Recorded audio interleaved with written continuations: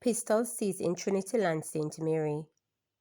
A 9mm pistol was recovered on Thursday during a joint police-military operation in the community of Trinity Land, Port Maria in St. Mary. Commanding officer for the St. Mary Police Division, Acting Superintendent Anthony Wallace, said a police team along with 3 members of the JDF executed a targeted raid in the area about 11:55 a.m. During the operation, an abandoned building was searched and the illegal firearm was discovered, concealed in a back room, wrapped in old clothing material, Wallace stated. The successful seizure underscores the continued efforts of the law enforcement to remove illegal weapons from communities and enhance public safety. Investigations into the matter are ongoing. The public is encouraged to report any suspicious activities or illegal firearms to the nearest police station or via Crime Stop at 311, he added. No arrest was made during the seizure of the firearm. Wallace said the St. Mary Police remain resolute in carrying out its crime-fighting initiatives, which he said have been bearing fruit, especially with the recent launch of the Partnership of Reconciliation, Engagement and Violence Elimination Now and Tomorrow Prevent. Through collaboration between law enforcement, community organizations and social services agencies, Prevent is all about building trust, reducing crime, and strengthening the resilience of our communities, he noted. Minto announces 34% reduction in major crimes in St. Elizabeth. Superintendent Claridge Minto, who is in charge of St. Elizabeth in championing the parish's 34% drop in major crimes this year, pointed to some strategies the police have implemented that resulted in the reduction. He was speaking to business owners at the Newmarket Preparatory School in the parish on Wednesday when he gave the statistics. To date, we have seen 223 major crimes recorded in the parish, and this is compared to 337 for the similar period. This, ladies and gentlemen, is showing a reduction of 114 major crimes, or 34% decrease, he noted. He went on to highlight the lower crime rate on Newmarket specifically, stating that of the 223 major crimes reported, they were accounted for 11, with 2 of those reported being murders. Minto further informed that with only 11 crimes reported so far this year, it is a reduction from the same period last year when 16 major crimes were recorded. He said while the community is a peaceful one, 11 crimes is still 11 too many. The superintendent said that since implementing a beat patrol in Newmarket in October, no major crimes have been reported. We have since implemented in October of this year a beat patrol in the town of Newmarket, and since then, we have not had any major crimes reported in this area.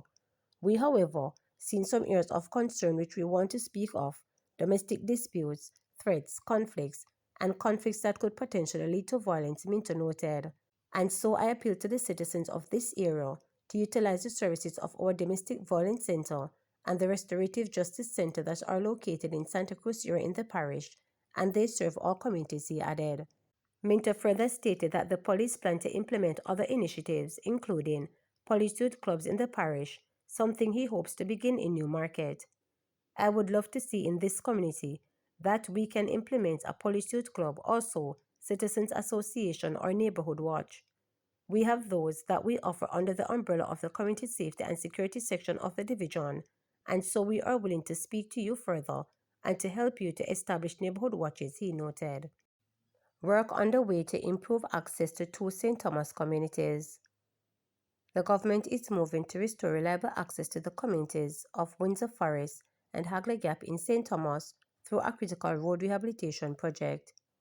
According to Minister in charge of Works Robert Morgan, the road rehabilitation is a response to the challenges which face residents, especially when it rains.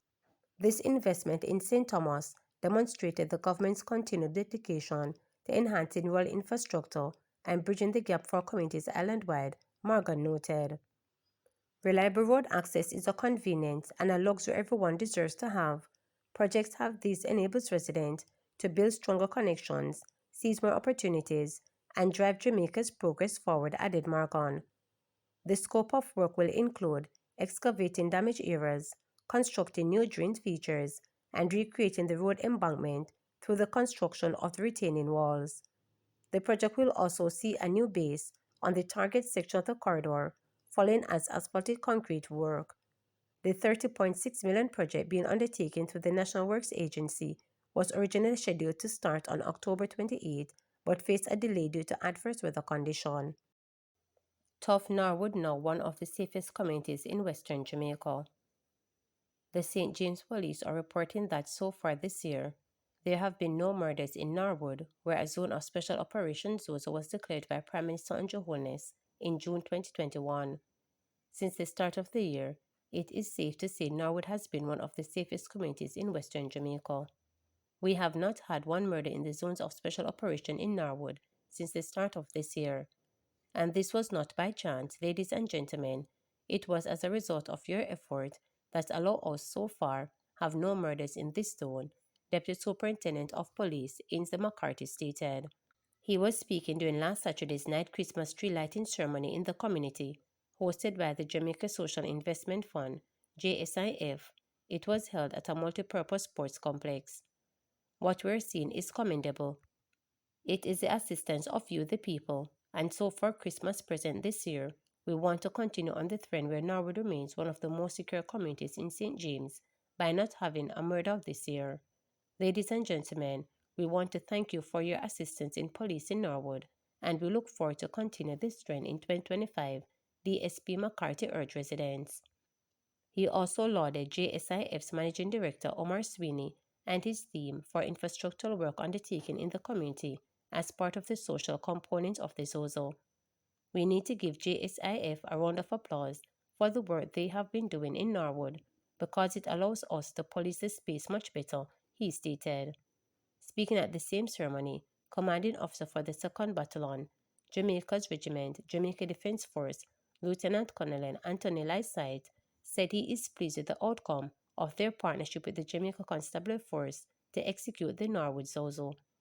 I am elated to see at this point that Norwood is one of those zones of special operation that is doing very well, stated Lyside. Bringing greetings on behalf of the JSIF, Sweeney expressed satisfaction with the reception residents and given to the number of JSIF projects implemented over the past 2 years. I am happy to know that all the interventions that we have been working on here have been well received by the community. You've worked well with the JSIF team. What we really like more than anything else is we don't have any conflict. Instead, we have cooperation, and that helps us to achieve so many things. It's really about us kicking off the season at this very special time of the year, Sweeney noted.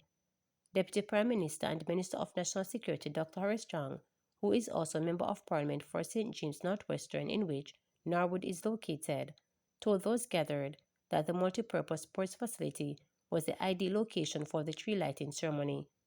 Despite the history of some eruptions in Norwood, this have always been a center of peace and quiet.